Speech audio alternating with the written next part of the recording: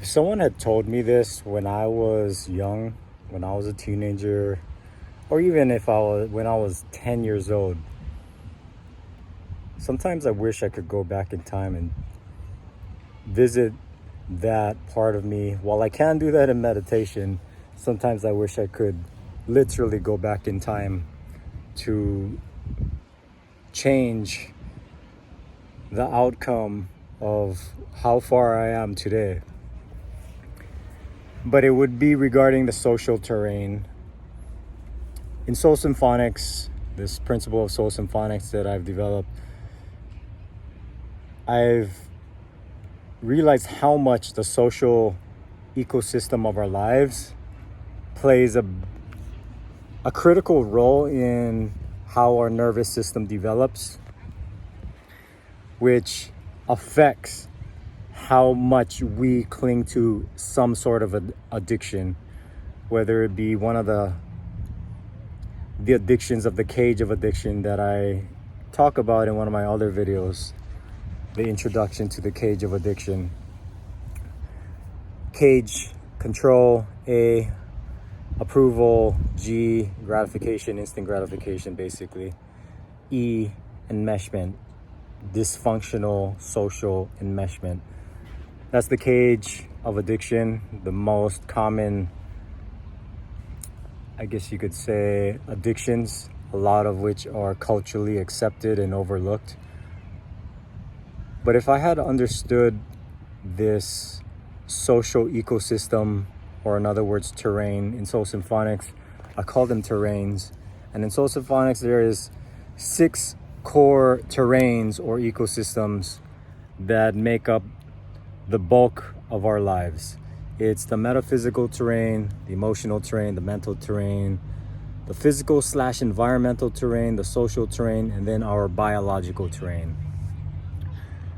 But the social terrain is one of those things where I'm realizing a lot of people do not see underlying dysfunction.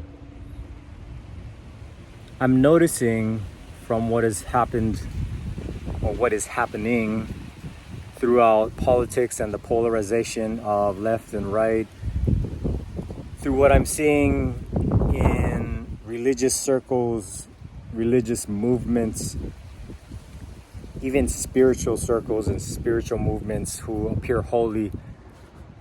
I was once one of those people who also believed that if you join or you become a part of one of those social circles, you are somehow healthier, or you are somehow doing good.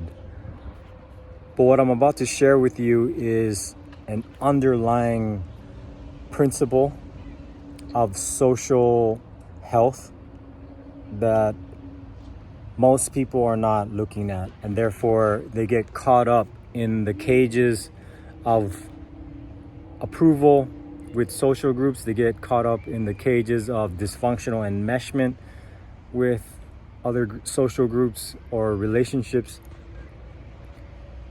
And I want you to explore this idea of how we are relating to each other as human beings. So what I wish I could tell my childhood self, my teenage self, was to be aware of what psychologists call the dark triad, but I'm going to expand on that in this video. The dark triad is made up of narcissists, or narcissism, I should say. In Soul Symphonics, I'm not referring to just a full-blown diagnosis. I'm referring to any degree of these traits. So the narcissist, although it is only clinically diagnosed and they say it's rare, I'd argue that it's rare to be fully diagnosed as a narcissist, primarily because full-blown narcissists aren't going in for psychological assessment.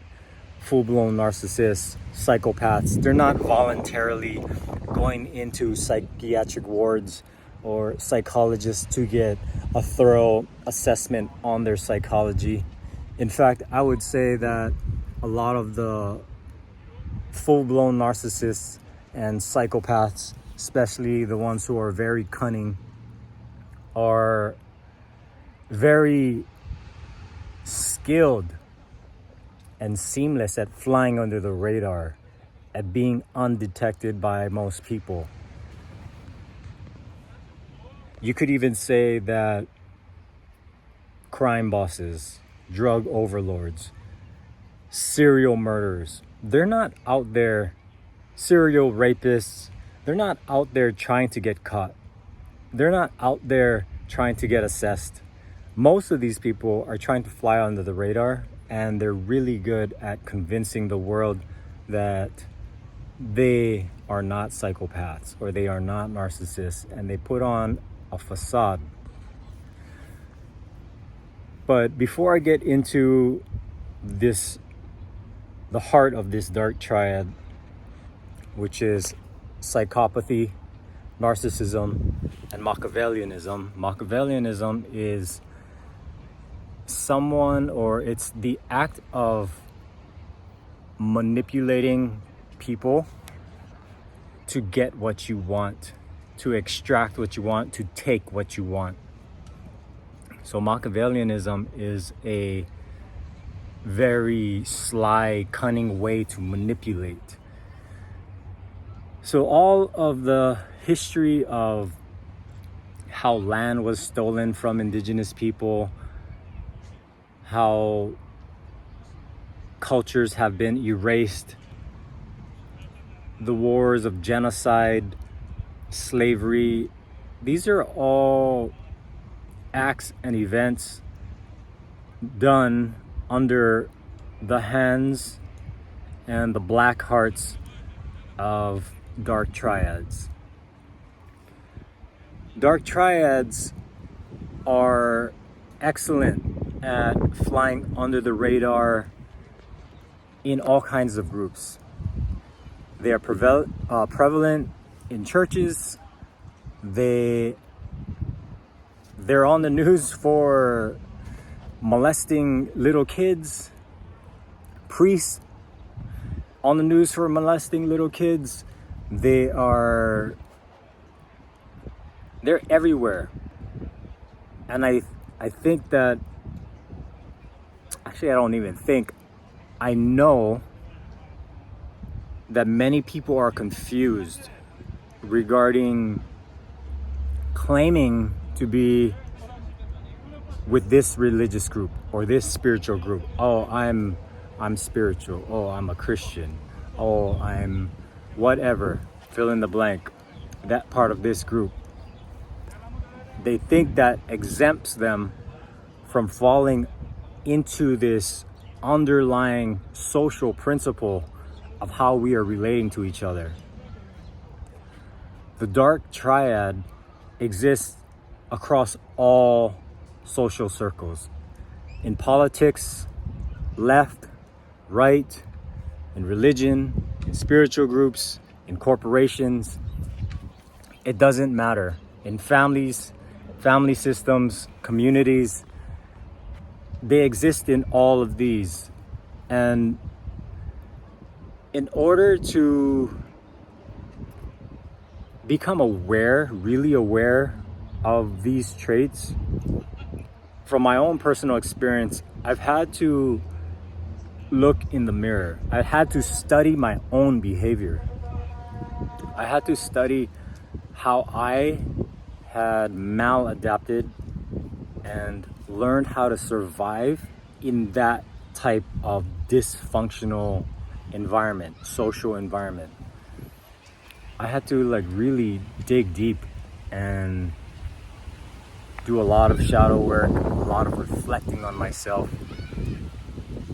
What I realized is at one point I would spot it so easily in people around me. Like, oh, okay, I see the way they're behaving. I see the psychopathy in that behavior. Not to mention, in our culture, in modern society, we also glorify gangsters, mobsters. These are all psychopaths. I would notice it in the social environment around me. I'd notice it in partners I would choose. But eventually, I had to come to a place where I reflected on what is it in my own behavior that finds that attractive?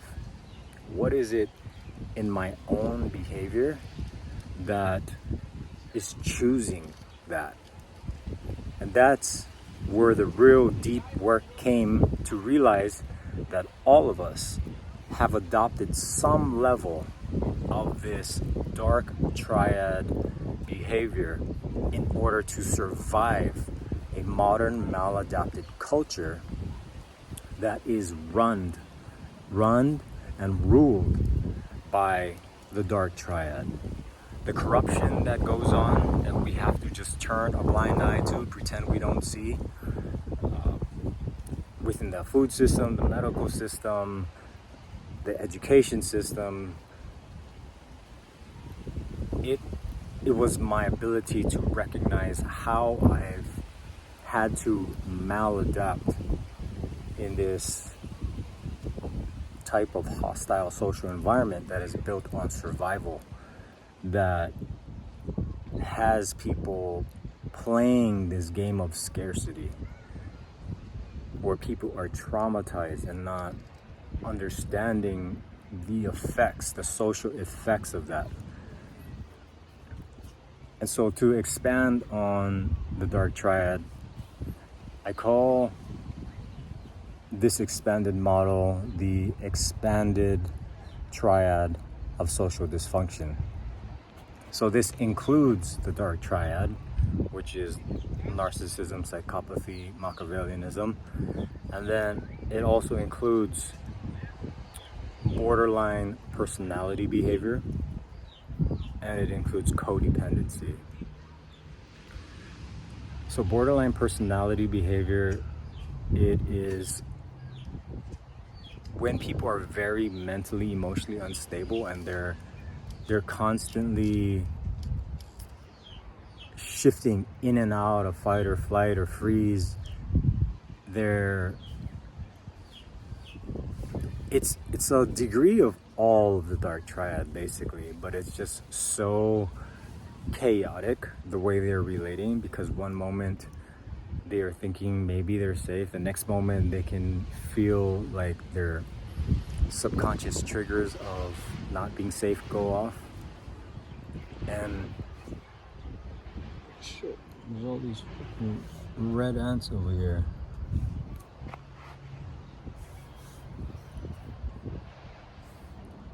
But it makes them very mentally, emotionally unstable.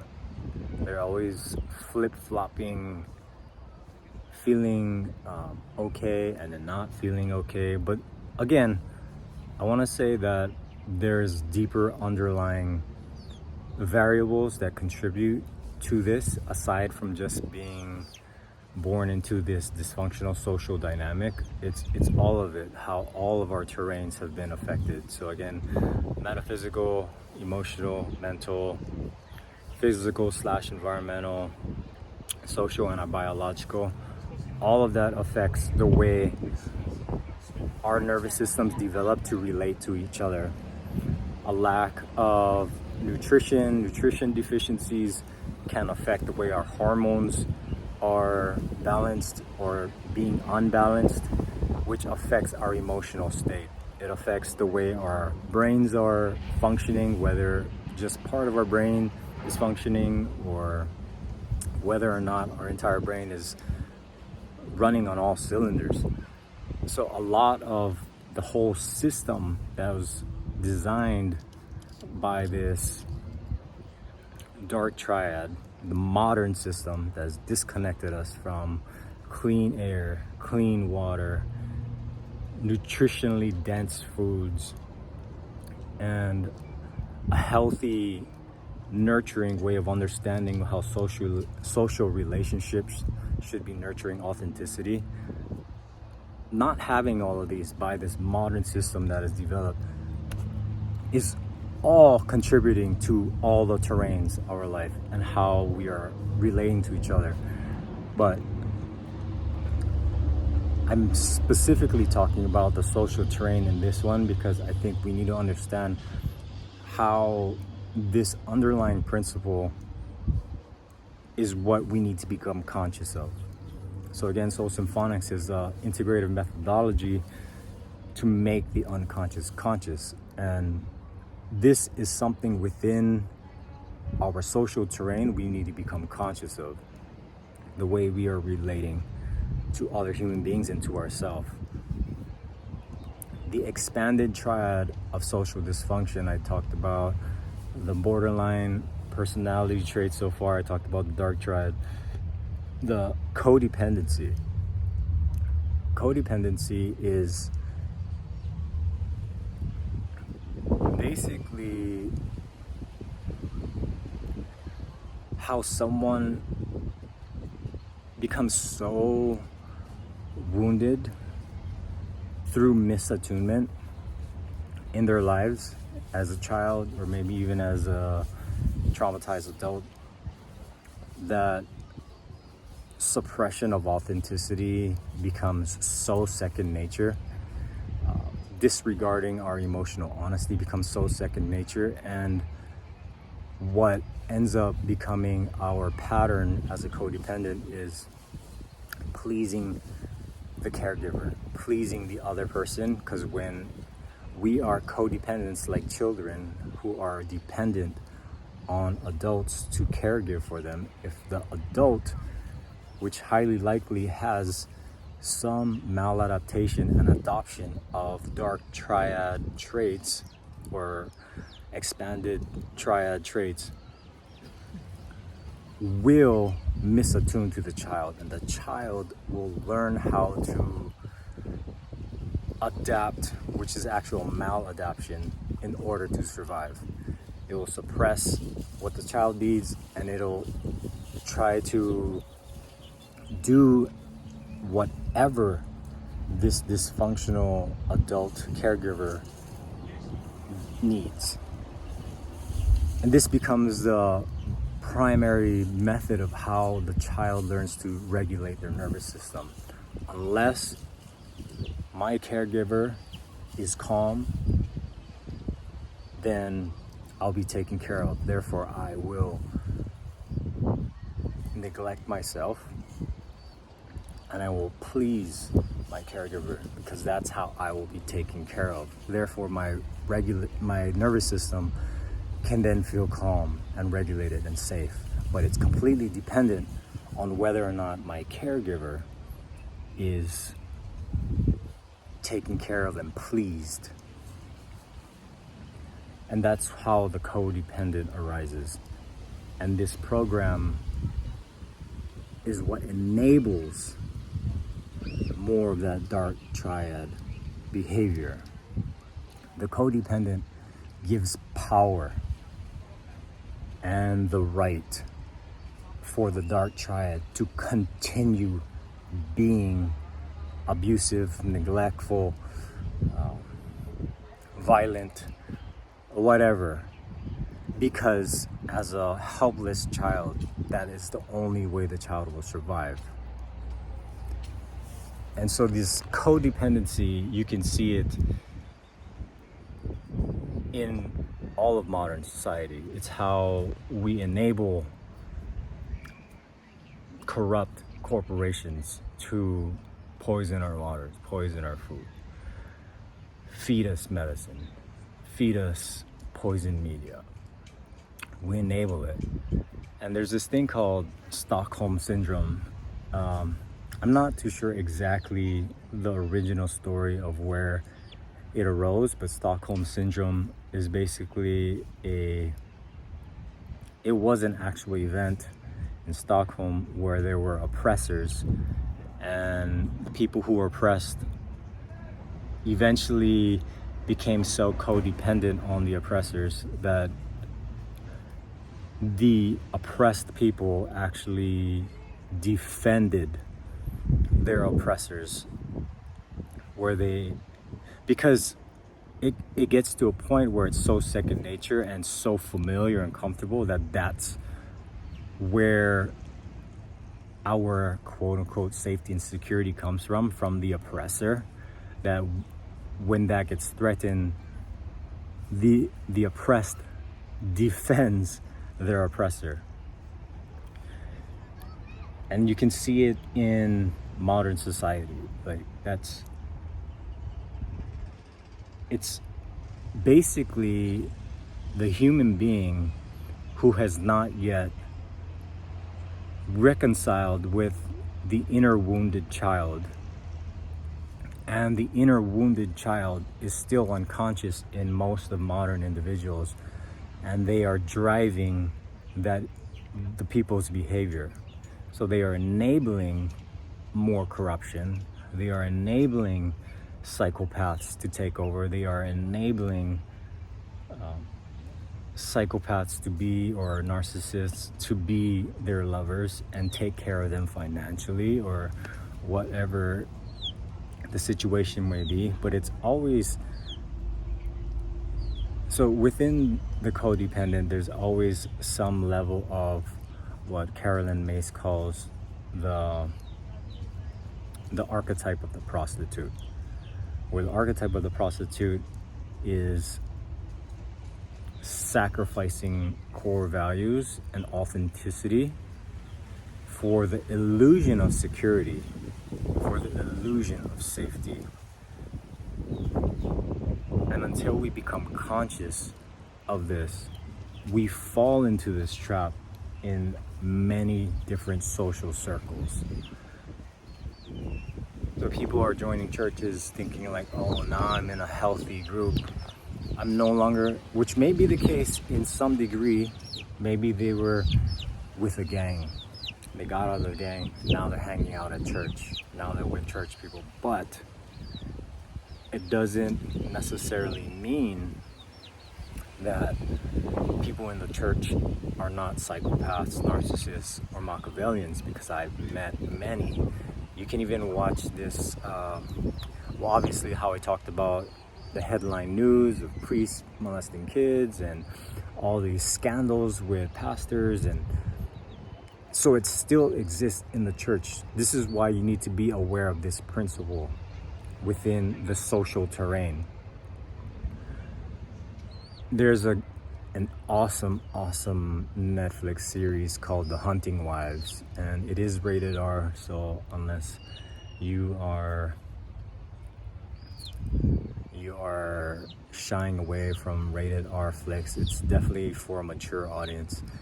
But that series is all about the expanded triad of social dysfunction. I want to say the entire series is completely diving into the worlds of the dark triad and the expanded triad of social dysfunction.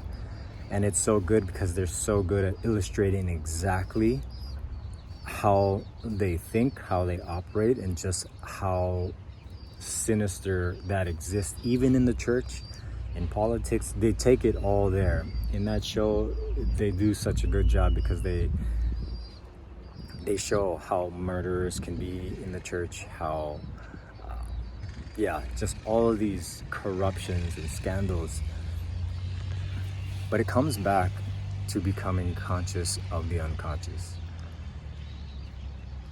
And so I just wanted to leave that with you. That's something that I wish I could have shared with my younger self.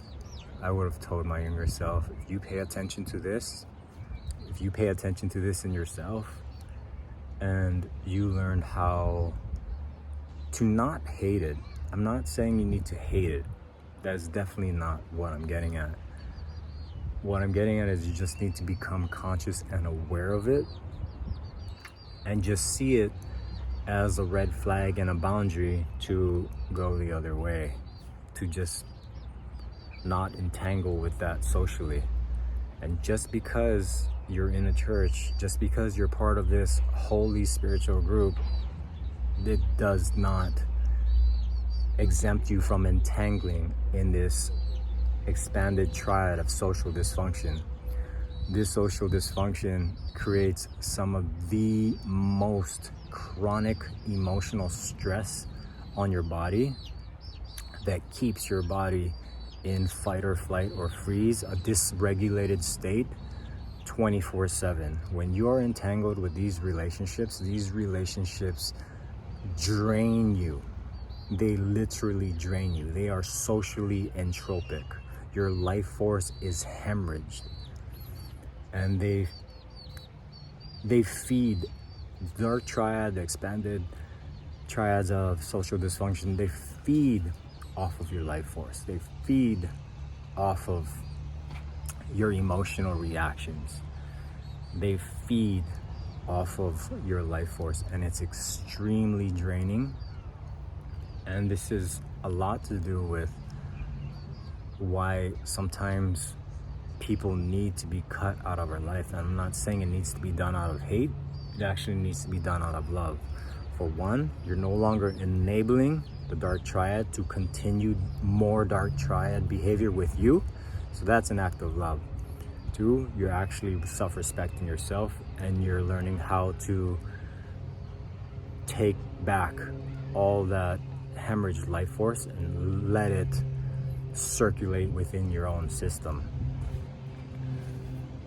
But this social dysfunction creates a lot of impairment and damage to the nervous system. The thing about narcissism, there's two types of narcissism. There is, well, generally there's two types of narcissism. There's overt or grandiose narcissism, where people exude a very grandiose personality. Perfectionism is a big one. Perfectionism is huge. That's like one of the first signs of narcissism is perfectionism. And then the other spectrum of narcissism is the vulnerable, woe is me, covert narcissist. And again, there's degrees to all of this. There's degrees to the dark triad. There's degrees to the expanded triad of social dysfunction. But the way the covert or the vulnerable narcissist manipulates people is usually making their wounds known, like, oh, woe is me, nobody ever likes me. And by that kind of energy or persona, people pity, and people change their mind and be like, okay, well, here, you can go first. Oh, poor thing, here, let me give you some of this. And they feed off of that. It's another way for manipulation. Or I've been through this, I've endured this much, and I went through all this, therefore I should have special treatment. That's like another way they manipulate. But the grandiose narcissism, so usually the covert or vulnerable narcissist is usually emotionally dysregulated. There's usually emotional dysregulation. But with the grandiose narcissist, there's usually emotional numbness. Like, they're shut down emotionally. They're closer toward like the psychopathic spectrum, which is why it's labeled in the dark triad, because there's usually a mix of all these traits within people. But this is the type of, I guess, social behavior this anti-Arcadian maladaptive system is producing. This system that is tainting our life of drinking water, our sustenance, our food, our soils, the air we breathe, which just affects the way our vessels work, function, the way our nervous systems are able to develop and heal, the way our endocrine systems are able to function, so our emotional stability is there. Everything is affecting everything. And this dark triad system, or this expanded triad of social dysfunction, plays a big role in why people need addictions, or why they cling to addictions. They don't realize that they're in these extremely stressful entropic relationships that are not nurturing their highest potential, and they are staying in these relationships because of religious dogma often, and these limiting beliefs, thinking that they're going to burn in hell if they leave, which creates even more stress. So people are stressed out inside and out, and it goes back into the way they are thinking, the mind, and the way the cultural maladaptive system has imprinted the way they think, the way they behave, the way they relate. So that's just something to keep in mind. Yeah, it's a beautiful day here at the beach, and I'm about to go jump in the water soon. Oh, we're going to she can sleep in.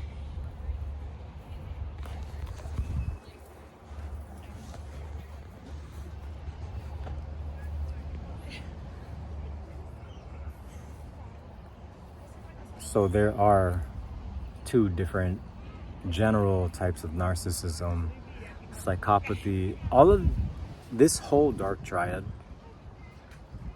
I can't say where it originally started, but I can say that its existence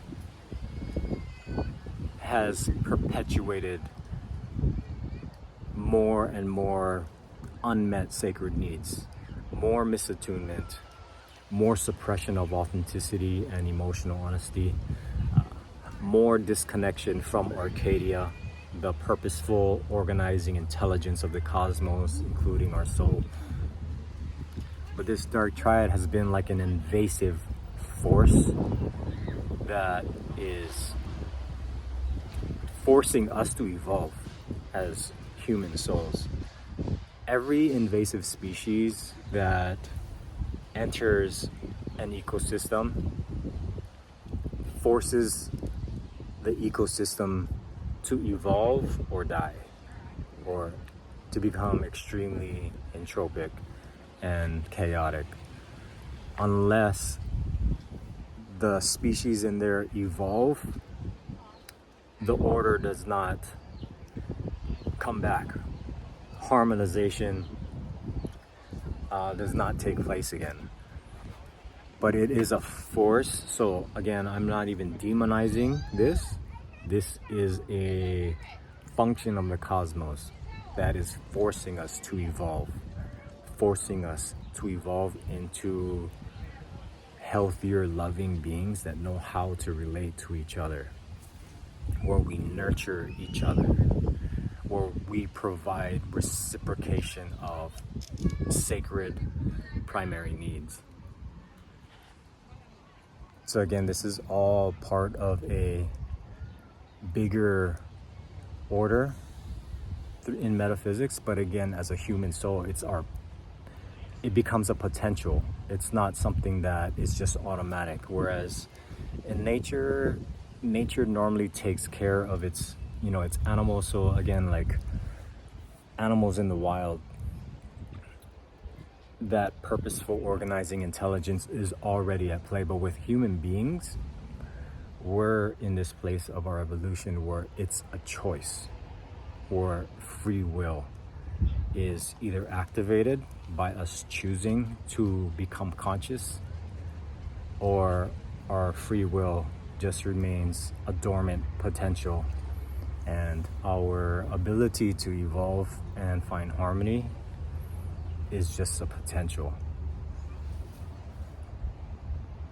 But I'm illustrating this because I want you to see how much this plays a part in our need for addictions, which is not the underlying sacred need.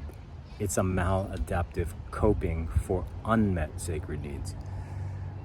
So the addiction to the cage, oftentimes you'll find that people are entangled with these extremely stressful relationships, dysfunctional family dynamics, dysfunctional work environments, but it's up to you to become conscious of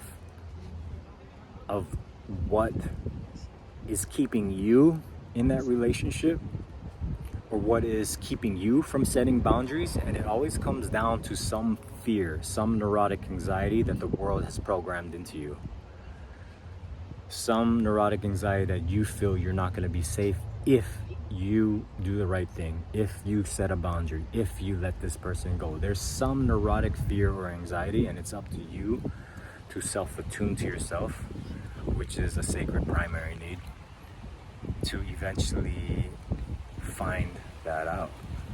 All right, well, I'm gonna leave this video here, and I hope this catapults you into new spaces where you're not fooled and your social and relational discernment awakens.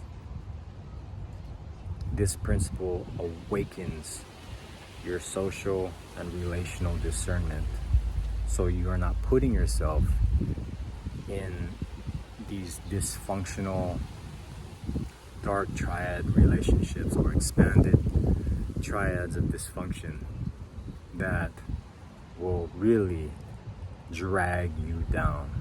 It's gonna drag your frequency down, and it's gonna drain your life force. So unless you start learning how to set boundaries, which is like a latent muscle of the soul tied to our free will, the more you can set these boundaries little by little, the stronger your sense of I becomes, and the more sovereign you become.